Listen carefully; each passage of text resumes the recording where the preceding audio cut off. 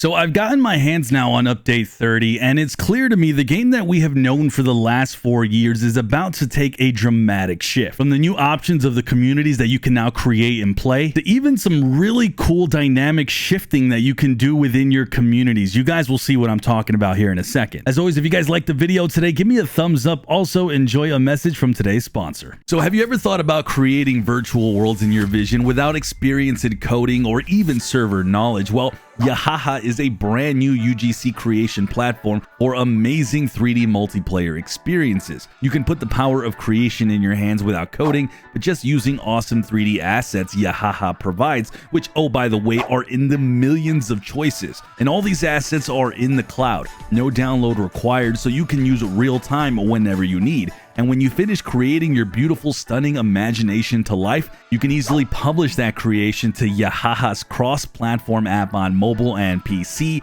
and any player can join and take part in your awesome world, all by simply clicking the link below to empower you and your vision and letting all that you have done come to life, all with the magic of this amazing UGC creation platform with Yahaha. Put the power of creation in your hands, all by simply clicking that link below, and it greatly supports this channel. All right, let's start from the beginning on the new things you can see immediately with update 30, and it has to be said the 5 save slots are going to be absolutely critical because there's some cool new things you can accomplish with forever communities. First, you can create a whole new community based on your legacy pool. I was able to do that pretty seamless. The cool thing about this new pool is that you can get a full breakdown of what you need, what skills you want to bring to the community. You can see full things from things in your inventory, what the leader role is, if they're a sheriff, if they're a builder, and there's just a lot of information that is shown to you guys to make this critical decision. But if you already have an established community and that you enjoy absolutely playing with all the time, there's a lot of things you can do here as well. For one, the new radio command, you can now bring in someone from your legacy pool. The cost is significant,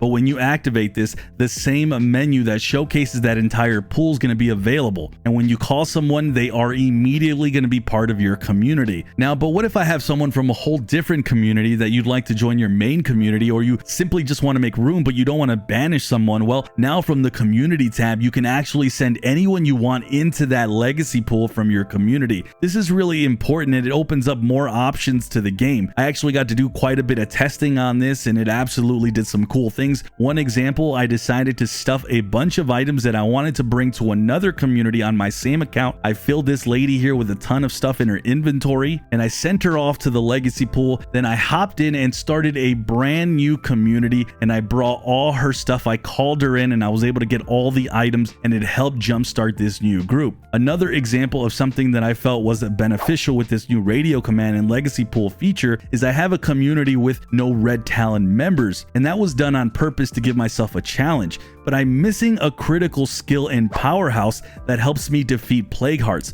So I sent this guy here, Samuel, over to the legacy pool, and I brought him into that existing community that needed that skill. So with these new features, guys, you are now able to maximize the potential of your existing communities or jumpstart a completely brand new group with some awesome positive things. This could potentially be helpful, guys, if you decide to tackle higher difficulties and you want a little bit of some help there, or if you simply just want to navigate certain items or certain skills to make your playthrough easier and trade things between community and community. There's really a lot of combinations you can do to really utilize all these features, and I wanted to show you guys firsthand how I was able to do that. All right, so what about the actual forever community part, you know, where you can kind of keep going? Well, I ended up getting to test that out, and I was able to finish a simple green zone legacy with a trader, and when I was done with the game, I got 2 options: to continue my community or disband it. This was very interesting because I was allowed to send anyone from the 8 people in my community into the legacy pool, but I couldn't retrieve others from my previous legacies. So you can keep your exact same group or shorten the group by sending them into the pool or just completely deleting them altogether. What I did is I decided to keep everyone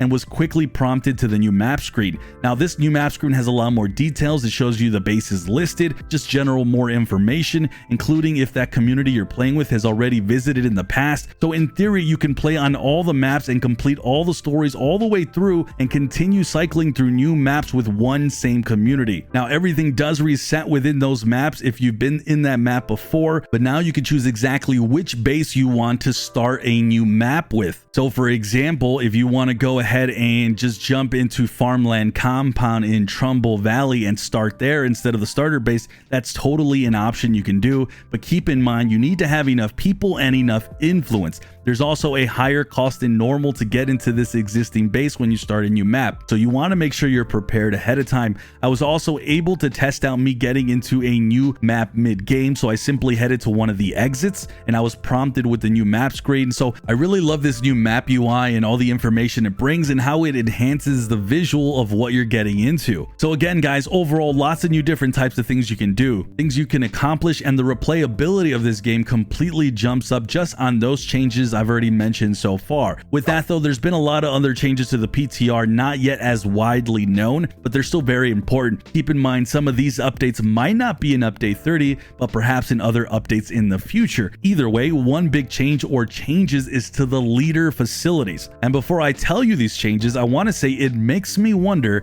if they're gearing up for a big update in the future that is going to change a lot with these leaders. Remember my last video, I talked about boons and banes and how that is the next thing coming in a future update. So a part of me thinks that these new facility changes are a small part in a bigger change we're going to see in the future. But anyways, not all the changes are good. The Trader Depot will now see a cooldown increase to 2 hours on the radio call, which before it was just 1 hour. I gotta say, I'm not excited to see this. I don't think anyone was claiming this was overpowered, so this makes me think there's a larger plan on the back of this nerf. But to make up for this nerf, they increased the influence you get per day to 250. Now that's really the biggest nerf when it comes to all this. Everything else is mostly great buffs. For example, the Warlord Armory just got more intriguing as you can now craft a lot more explosives than you could before. The Sniper Tower has a new -4 to siege threat, which is going to be important for the new infestation update. The Sheriff Hospital gets a +15 to influence, so all 4 major buildings are getting some form of changes. Then there's changes to the smaller leader facilities, and the biggest one for me is a buff to the fighting gym, guys. A building that I have deemed, for me personally, critical to my lethal playthroughs. I have them in every single one. Level 2 now gives you a +3 to morale, which is important, but now even a -20% to injury. That's insane considering this was already a must-have for me, and it got even better. Then level 3 generator gets this cool white noise addition. The shooting range at level 2 gets improved gun accuracy, and then the level up still lets you make even more alcohol. So all these buffs all in all to everything make a lot of sense because the game's going through a pretty much a phase here, a change where it's going to be slightly harder in the future, and there's going to be something going on with heroes and the new boons and banes. I do think this is all tied together, but again, that's just pure speculation on my part. But all these facility changes are currently being tested on the PTR. As always, things can change. Now there were some other smaller changes that we need to highlight for update 30. The new stash, as you guys see here, fully has this sorting ability. You can sort by name, value,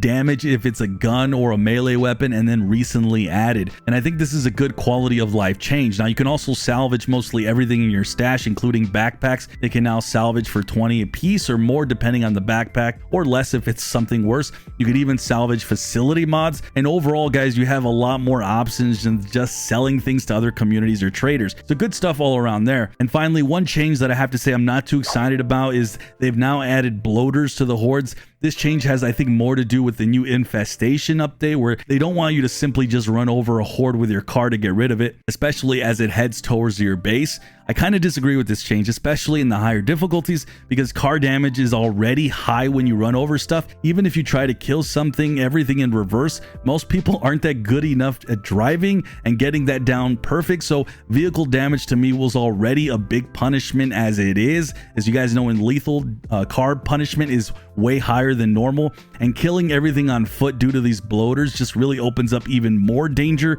on an update with the infestation update that it's already got more than enough danger as it is. So I fully disagree with this bloater change, and I totally now expect a lot more deaths in the future, because remember, if you don't scout ahead of time, these wandering hordes, you can run into them very easily. You're gonna die easily. So it's going to be a bit of a mess. With that, guys, overall, my time with update 30 on the PTR has been a blast. The game options have now opened up tenfold. There is now unique ways to bring different people into new communities. There's unique ways to start brand new communities, and there's now the added bonus of keeping one community going on forever, mixed with all the quality of life changes. And yeah, this is going to be one of the biggest updates for 2022 and one of the biggest game changers all around. But I have to say, guys, when the new infestation update comes, plus these forever communities updates, my goodness, we are in for a whole new game, and this is 4 years after this game was released. And I have to say, man, I am all for it. This is gonna be insane. With that, guys, let me know what you guys think of update 30 so far, and if you guys want to see more about what's going on with update 31, go ahead and click one of those videos on the screen.